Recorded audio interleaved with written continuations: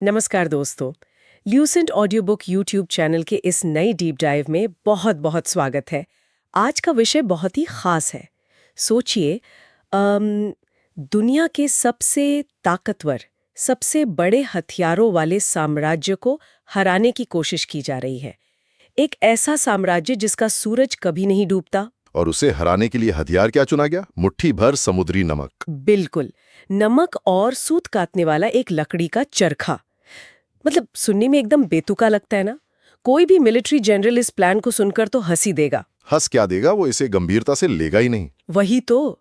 लेकिन आज के इस गहन विश्लेषण में हम ठीक इसी बात की गहराई में जाने वाले हैं। हम 1915 से 1948 तक के उस दौर को डिकोड करेंगे जिसे गांधी युग कहा जाता है। और ये समझना आज के समय में बहुत जरूरी है, क्योंकि इतिहास पढ़ते समय हमारा ध्यान अक्सर सिर्फ तारीखों पर अटक जाता है। आज हम क्या हुआ से ज्यादा इस बात पर फोकस करेंगे कि कैसे हुआ। राइट। ये सिर्फ सत्ता बदलने की कहानी नहीं है। ये इस बात का मास्टर क्लास है कि बिना गोली या बंदूक के करोड़ों लोगों के दिमाग से सत्ता का खौफ कैसे निकाला जाता है। तो चलिए कहानी की शुरुआत करते हैं जनवरी 1915 से। महात्मा गांधी दक्षिण अफ्रीका से भारत लौटते हैं। जी, और वहां वो सत्याग्रह और अहिंसा का सफल प्रयोग कर चुके थे। उनका नाम काफी फैल चुका था। हाँ, तो अब कोई भी आम राजनेता होता तो वो सीधा दिल्ली या बॉम्बे जाकर बड़ी बड़ी रैलियां करता। लेकिन गांधी जी ऐसा कुछ नहीं करते। उनके राजनीतिक गुरु गोपाल कृष्ण गोखले उन्हें एक अजीब सी सलाह देते हैं कि अभी कुछ मत कहो, बस पूरे भारत का भ्रमण करो। बिल्कुल, गोखले जी की सलाह बहुत व्यवहारिक थी। अगर मैं इसे आज के मिलिट्री और कॉर्पोरेट टर्म्स में देखूं तो ये मुझे एकदम एक रेकी मिशन या रिकॉनेसेंस मिशन जैसा लगता है।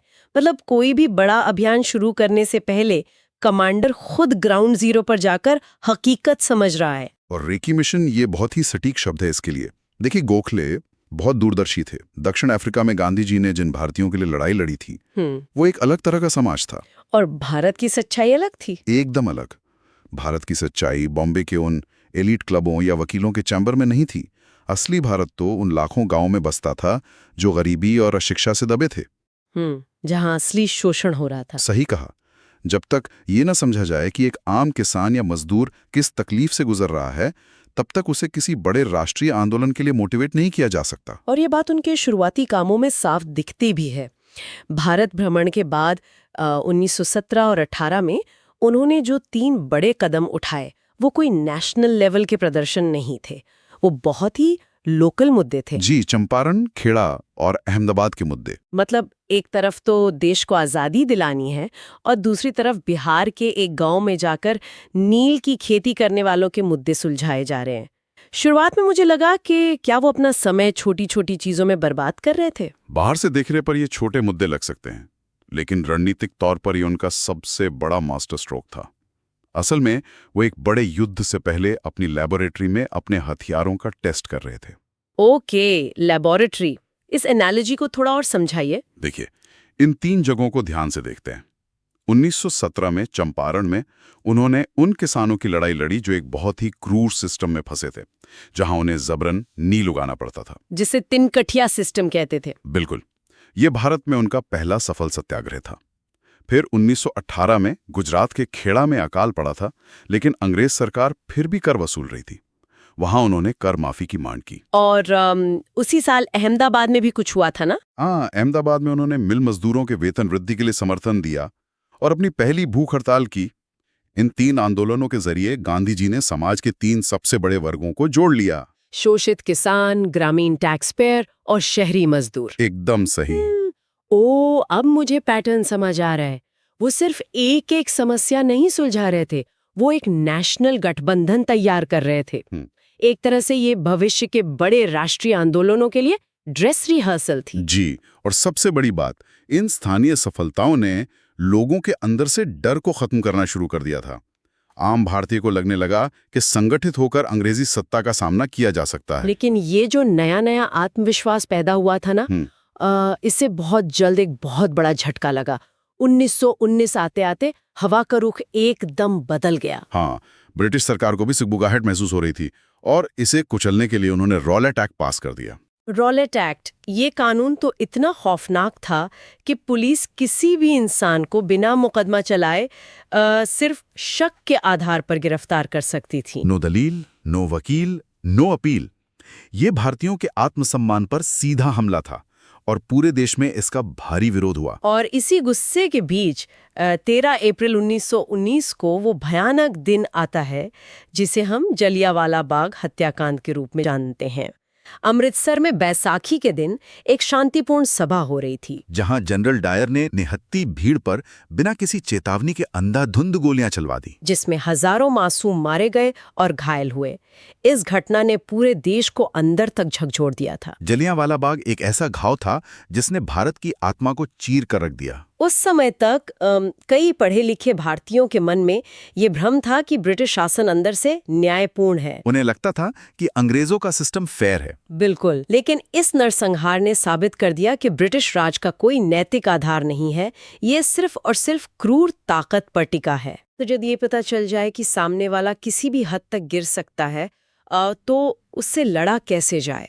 और यहीं से 1920 में जन्म होता है असहयोग आंदोलन का। जी, जिसे नॉन कॉपरेशन मूवमेंट भी कहते हैं। मुझे इस आंदोलन का जो मैकेनिज्म है वो बड़ा फैसिनेटिंग लगता है। ये सिर्फ सड़कों पर नारे लगाना नहीं था, ये पूरी तरह से एक इकोनॉमिक और एडमिनिस्ट्रेटिव स्ट्राइक थी।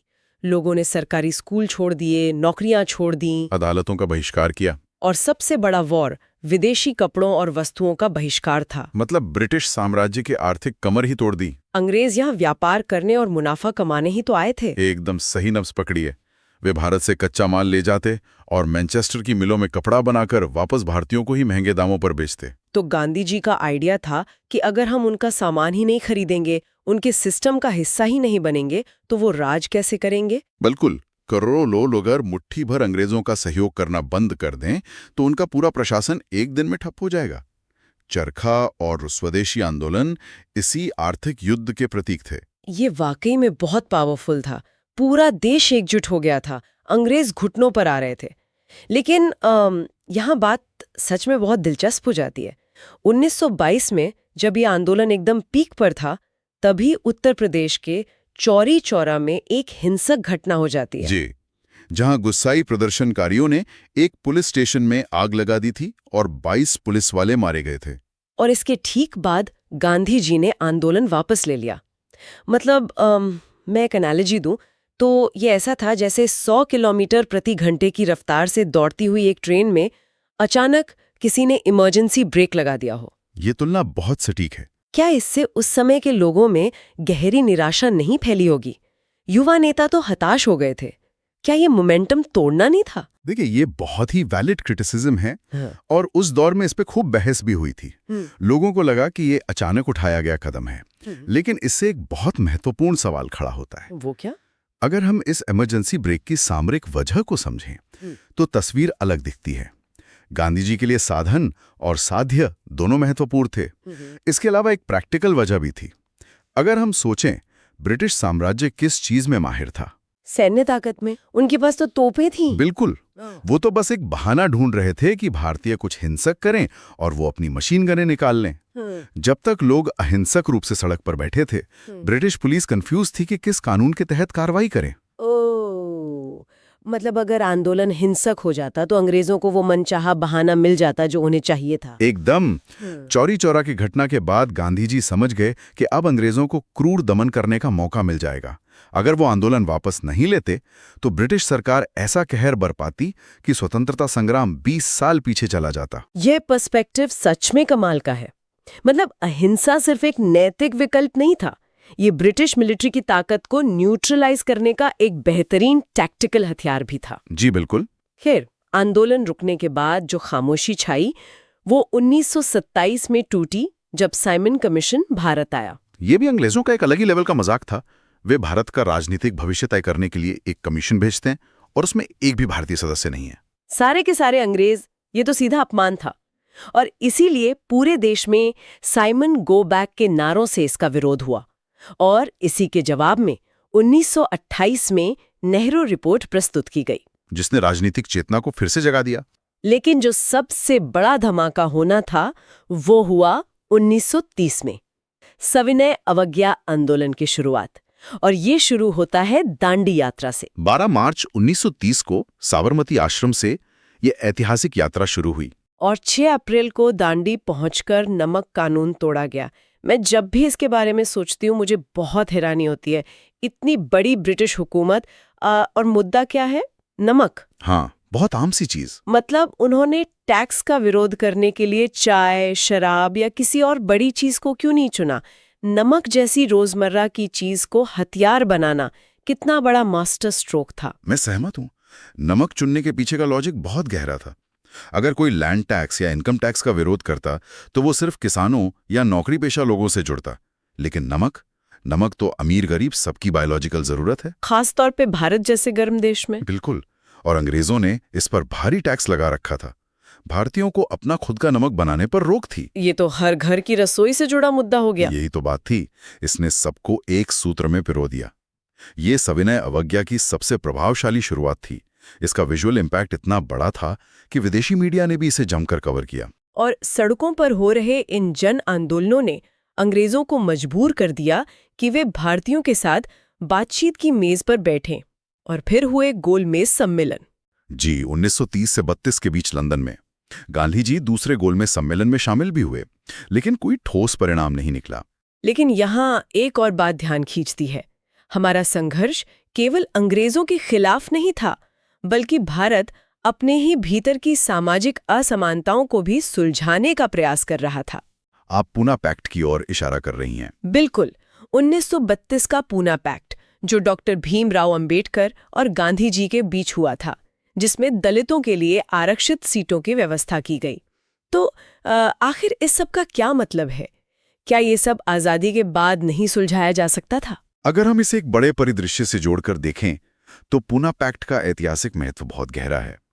अंबेडकर जी का मानना था कि जिस दलित समाज का सदियों से शोषण हुआ है, सत्ता में उनकी भागीदारी के बिना आज़ादी बेमानी है। ये बात तो बिल्कुल सही है। और गांधी जी भी जानते थे कि एक बटा हुआ समाज कभी मजबूत राष्ट्र नहीं बन सकता। ये समझौता दिखाता है कि स्वतंत्रता की लड़ाई केवल राजनीतिक सत्ता हासिल करना नहीं थी, बल्कि एक न्यायपूर्ण समाज बनाने की प्रक्रिया भी थी। मतलब ये घर को अंदर से मजबूत करने जैसा था। चलिए अब आगे बढ़ते हैं। दशकों के इस लंबे संघर्ष के बाद समय आता है 1942 का, द्वितीय विश्व युद्ध की पृष्ठभूमि। और तब शुरू होता है भारत छोड़ो आंदोलन। 8 अगस्त 1942 को गांधी जी ने एक नारा दिया जिसने अंग्रेजी शासन की नींव हिला दी, करो या मरो। अब यहाँ मुझे एक विरोधाभास दिखता है। कैसा विरोधाभास? हम हमेशा गांधी जी को एक शांत और धैर्यवान छवि में देखते हैं, लेकिन करो या मरो का नारा तो बहुत आक्रामक प्रतीत होता है। क्या वे हताश हो गए थे? ये कंफ्यूजन बहुत आम है, लेकिन इसे उस समय की जियोपॉलिटिकल परिस्थितियों के नजरिए से देखना चाहिए। जापानी सेनाएं भारत की सीमाओं तक पहुंच चुकी थी। अंग्रेज भारत के संसाधनों को युद्ध में झोंक रहे थे। तो गांधी जी को खतरा दिखा होगा। अहिंसक प्रतिरोध की चरम सीमा थी। इसका मतलब था कि अब हम गुलामी को एक और दिन बर्दाश्त नहीं करेंगे। और इसी जन दबाव ने अंततः वो दिन ला दिया जिसका सबको इंतजार था। 15 अगस्त 1947 भारत स्वतंत्र हुआ। लेकिन आजादी के साथ विभाजन का गहरा दर्द भी मिला। पाकिस्तान का निर्माण हुआ और भयंकर दंगे हुए। लाखों लोग मारे गए। और विडंबना देखिए, जिस व्यक्ति ने जीवन भर अहिंसा का संदेश दिया, उनका अंत भी इसी हिंसा के बीच हुआ। 30 जनवरी 1948 को नाथुराम गोडसे द्वारा उनकी हत्या कर दी गई। उनके अंतिम शब्द थे, हे राम। बहुत ही दुखद अंत। लेकिन इस दुखद अंत के बावजूद पिछले 33 वर्षों में जो बीज बोए गए थे, उन्होंने भारत के भविष्य की नींव रख दी थी। गांधी युग की विशेषताएं ही यही थीं: सत्य, अहिंसा, स्वदेशी का प्रयोग और जनसाधारण की भागीदारी। मैं तो कहूंगी कि सबसे बड़ा बदलाव ये था कि स्वतंत्रता संग्राम को एलीट वर्ग के ड्राइंग रूम से निकालकर गांव की चौपालों और आम जनता के बीच ला खड़ा किया गया। किसानों और मजदूरों को इसका हिस्सा बनाया गया। और सबसे बड़ी सफलता ये थी कि इस युग ने आम भारतीय के मन से ब्रिटिश साम्राज्य का डर पूरी तरह से निकाल दिया था। कांग्रेस को एक देशव्यापी संगठन बना दिया। तो आज के इस गहन विश्लेषण में हमने देखा कि कैसे चंपारण के नील किसानों के समर्थन से लेकर दांडी मार्च और फिर 47 की स्वतंत्रता तक सत्य और अहिंसा के हथियारों ने दुनिया के सबसे बड़े साम्राज्य को झुकने पर मजबूर कर दिया। ये वाकई भारतीय इतिहास का सबसे महत्वपूर्ण काल है। तो अंत में एक गहरा विचार सुनने वालों के लिए छोड़ना चाहूंगी। यदि उस दौर में बिना किसी आधुनिक तकनीक या सैन्य बल के सिर्फ सत्य और अहिंसा के विचारों ने लाखों लोगों को एकजुट करके एक विशाल साम्राज्य को उखाड़ फेंका, तो क्या आज के समय में भी ऐसा संभव है? बिल्कुल। आज की दुनिया में फैले बड़े वैश्विक संघर्षों और युद्धों को सुलझाने के लिए क्या जन लामबंदी और अहिंसा के उन्हीं सिद्धांतों को किसी नए रूप में लागू किया जा सकता है? बिना हथियार उठाए सामूहिक इच्छा शक्ति से बदलाव लाया जा सकता है? ये सच में गहराई से सोचने वाला सवाल है। इतिहास गवाह है कि जब इंसानियत एकजुट होती है तो बड़ी से बड़ी ताकत झुक जाती है। इसी विचार के साथ आज की चर्चा को यहीं विराम देते हैं। लूसेंट ऑडियो बुक के इस डीप डाइव में जुड़ने के लिए बहुत बहुत धन्यवाद। नमस्कार।